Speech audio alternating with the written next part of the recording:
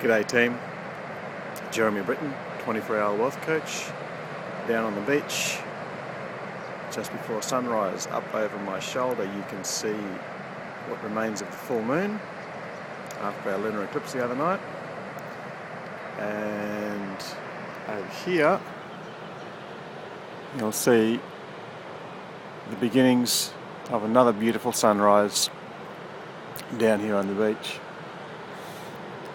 Now, what I'd like to share with you today is something that came up in a couple of coaching sessions yesterday, and I want to ask you about a question.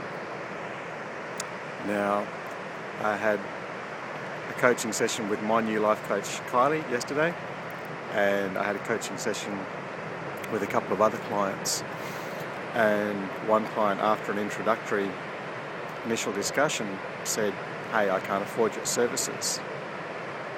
And I just came back and said, "You need to ask a better question." Now, I'm sure many of you have had the experience where you've lost something, you can't find the car keys, you can't find the salt, you've lost a thought, you can't remember somebody's name, whatever, you're looking for the answer. And then hours later you're distracted, you're doing something else, perhaps you're even asleep in bed and you go, "Oh my God." You wake up at 3 o'clock in the morning, you go, "I remember that person's name now, I remember where I put the car keys." Because the brain is still running in the background. You've set this program, "Hey, I'm looking for the car keys," or "I'm looking for the answer to that question."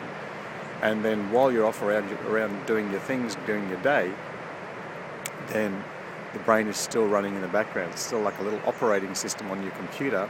It's still running because you haven't turned it off yet. Now, sometimes someone will ask you a question and say, "What's the square root of 623? And consciously you'll just go, "I don't know." And that's basically like pulling the plug straight out of the wall on your operating system. As soon as you say, "I don't know," the brain turns off. It stops. It goes, "There's an answer." It's not a great answer, but it's the answer that you've actually given. And once you've given an answer, then the brain stops looking for another solution. Just sharing the sunrise with you here. It's gorgeous. So instead of saying, "I don't know," next time someone asks you a question, you can actually give the answer and say, "I don't know that yet, but I'll find out." Or, "I don't know that yet, but I'll find someone who knows the answer." And you're actually asking your brain to think of either the answer or to think of someone else who possibly does know the answer. And the brain will actually keep running that program for hours and hours in the back of your head, and possibly sometime the next day you'll wake up and go, "Oh my God, square root of 623 is 24.96. And you'll have no idea where the answer came from, but it just came to you. And that's okay. With my client who said, "Hey, I can't afford your services," ask a better question. And the better question is, of course, how can I afford your services? If you think you can't afford a life coach, or you think you can't afford a business coach, say, "Hey, I'm going to call a wealth coach and find out how I can afford them." Because obviously if you're in business and someone tells you how to add an extra 10% or an extra 30%, extra 50% to your bottom line, then they've paid for themselves. Last year when I advised one of my coaching clients to sell his gold and put all his money into silver, it was about 6 weeks before the silver price went up by 83%. So that young man, well, about $30,000 bottom line difference that it made, which was obviously paying for my services well and truly several times over. Now, the question for her, and the question for anybody, is, how do I afford to have a coaching session, or how do I afford a new Ferrari, or how do I afford to have that thing? And if you wanted to say to your brain, "Okay, how do I make $1,000? The quick and silly answer would be, well, I could sell a kidney, or I could prostitute myself, or something like that. So perhaps a better question could be, how can I make $1,000 ethically? How can I make $1,000 ethically, morally, and have fun at the same time?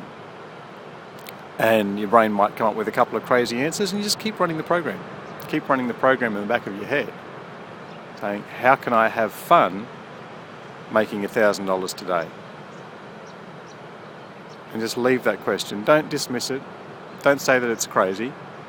Just let it run in the back of your head and know that your subconscious will be actually working on that. And there's many questions that you can ask, and there's many answers that you'll receive, and over time you'll refine by asking a better question. We do the thing on Google.